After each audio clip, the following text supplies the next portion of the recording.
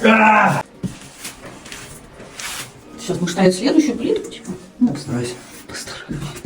Может, чуть-чуть. Это же уже не крестики, это такие, типа, крестики-держалки, что ли? Да, СВП. Что? Система уравнивания плит, но это слишком звучит. На самом деле, это не так. То есть она не выравнивает.